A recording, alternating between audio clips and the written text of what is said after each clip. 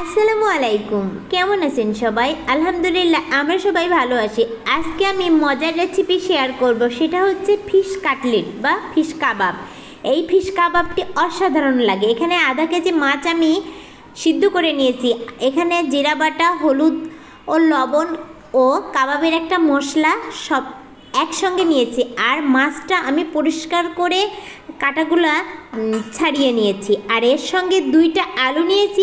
আলু ও মাছ একসঙ্গে আমি ম্যাশ করছি। আর এখানে আমি 1 চামচ পরিমাণে কর্নফ্লাওয়ার দিচ্ছি, চাইলে আটাও দেওয়া যাবে। আর এখানে আমি একটি ডিম দিচ্ছি, ডিমের কুসুমটা জাস্ট। এটা দিলে ব্র্যান্ডিংটা অনেক বেশি ভালো হবে, তার জন্য হাতে একটু তেল মাখিয়ে নিয়ে আমি গোল গোল শেপে তৈরি করছি। চাইলে লম্বা শেপে তৈরি করা যাবে। এই কাবাবটি খেতে অসাধারণ লাগে। এই কাবাবটি যে যার স্বাদ অনুযায়ী সে অনুযায়ী খেতে পারে।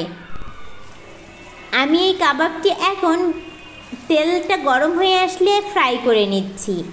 আমার রেসিপিটি যদি ভালো লেগে থাকে তাহলে অবশ্যই একটা লাইক দিয়ে একটা সাবস্ক্রাইব করে আমার পাশে থাকতে পারেন। আর হ্যাঁ, অবশ্যই বেল বাটনে ক্লিক করে অল করে রাখতে ভুলবেন না যেন। এই যে আমার রেসিপি কিন্তু শেষের দিকে, দেখেই বুঝতে পারছেন কতটা মজা হবে। খেতেও কিন্তু অসাধারণ। যারা মাছ আঁশের ভয়ে খেতে চায় না, গন্ধের ভয়ে, তাদের জন্য এই কাবাবটি অসাধারণ। এই কাবাবটি বিরিয়ানি কিংবা পোলাওয়ের সাথেও কিন্তু বেশ মানায়। সবাই ভালো থাকবেন, আমার জন্য দোয়া করবেন। আল্লাহ হাফেজ।